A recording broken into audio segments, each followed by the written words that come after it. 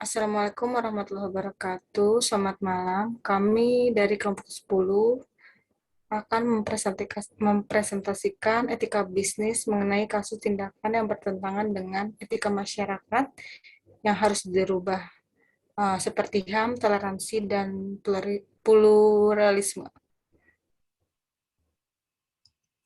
Next. Yang pertama HAM. Pengertian HAM, kasus tindakan tidak etis bertentangan dengan HAM, pemahaman masyarakat yang harus diubah. Yang kedua, mengenai toleransi, pengertian toleransi, kasus tindakan tidak etis bertentangan dengan toleransi, pemahaman masyarakat yang harus diubah. Yang ketiga, mengenai pluralisme, pengertian pluralisme, kasus tindakan tidak etis bertentangan dengan pluralisme, pemahaman yang harus dirubah. Next.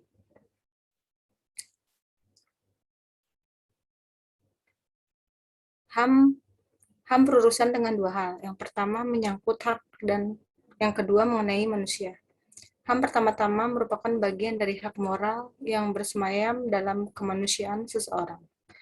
Hak moral adalah hak yang didasarkan atas norma-norma dan nilai-nilai moral. Sehingga sumber langsung HAM adalah martabat luhur yang merupakan nilai yang melekat dalam diri setiap manusia. Karena itu, secara harafiah, hak asasi manusia berarti hak yang dimiliki seseorang semata-mata karena ia seorang manusia. Prinsip HAM. Prinsip HAM tidak dapat dibagi-bagi. HAM saling berhubungan dan tergantung satu sama lain.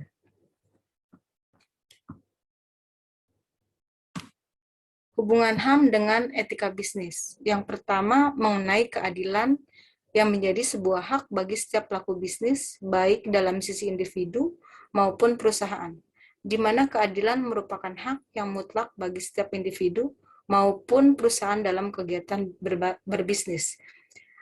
HAM sebagai dasar pembuatan keputusan perjanjian maupun peraturan yang ada pada kegiatan bisnis.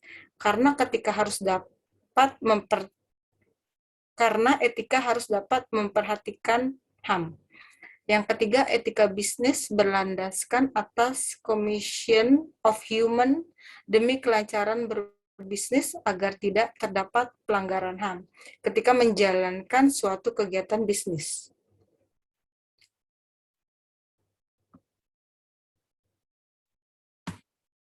Kasus tindakan tidak etis bertentangan dengan HAM, seperti bullying, menghalangi kebebasan seseorang pemeluk agama untuk beribadah, melakukan pencurian atau pengambilan paksa hak orang lain, menghalangi dan tidak menghargai pendapat seseorang, pencemaran nama baik.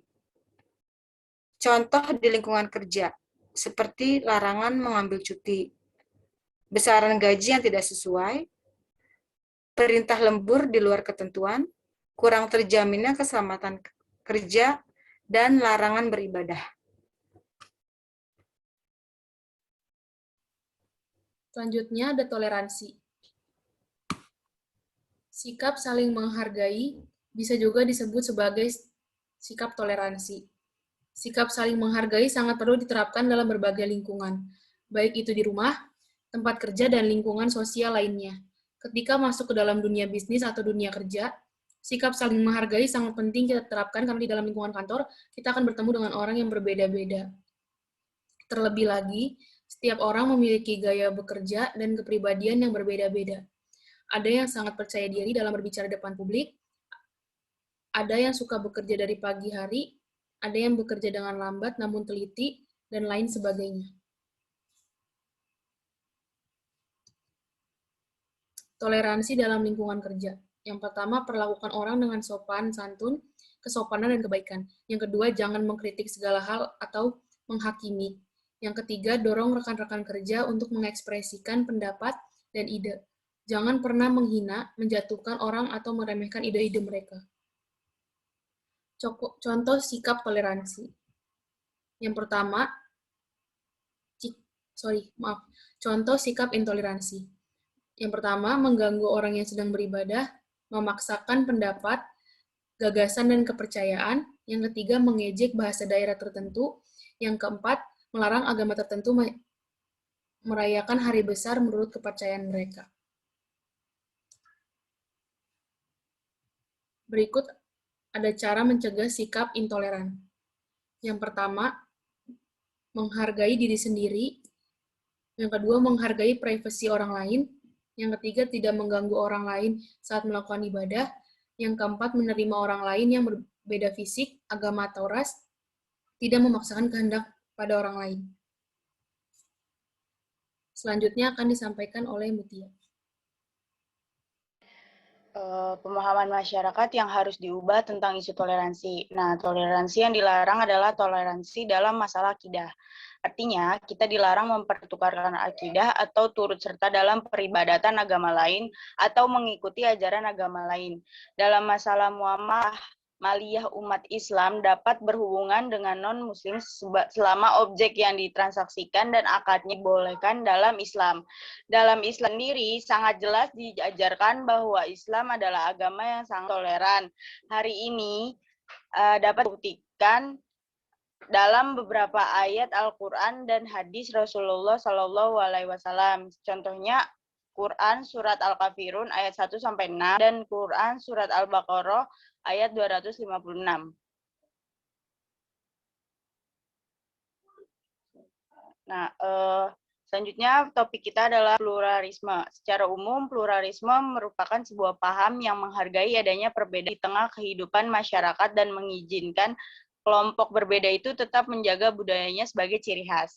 Pengertian pluralisme juga bisa diartikan sebagai kesediaan menerima keberagaman untuk hidup toleran pada tatanan masyarakat yang berbeda suku, golongan, agama, adat, dan pandangan hidup.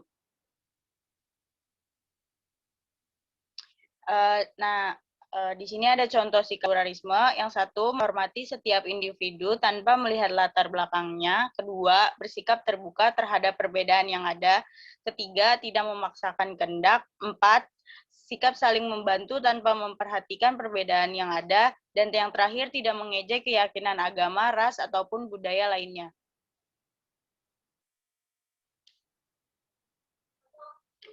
Nah, adapun kasus tindakan etis bertentangan dengan pluralisme, yaitu satu, menyesatkan agama, dua, menyerang fisik dan penganiayaan, tiga, pembatasan kebebasan berekspresi, dan terakhir, hubungan tidak baik antar umat beragama.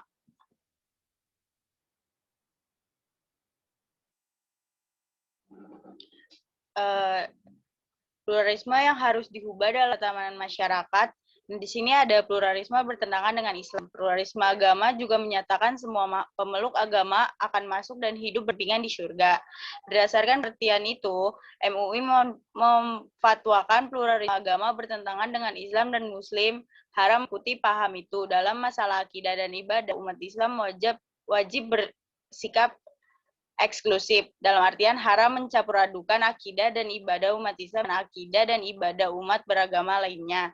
Mengenai prioritas di masyarakat, MUI pun menyinggung bagi yang tinggal bersama pemeluk agama lain dan masalah sosial yang tak berkaitan dengan akidah dan ibadah, umat Islam bersifat inklusif. Menurut MUI, ini berarti Muslim tetap menjaga pergaulan sosial dengan pemeluk agama lain sepanjang tidak saling merugikan. Dalam memutuskan fatwa tersebut, lembaga ini merujuk pada sejumlah ayat Al-Quran dan hadis sebagai dasar untuk memutuskan fatwa tersebut.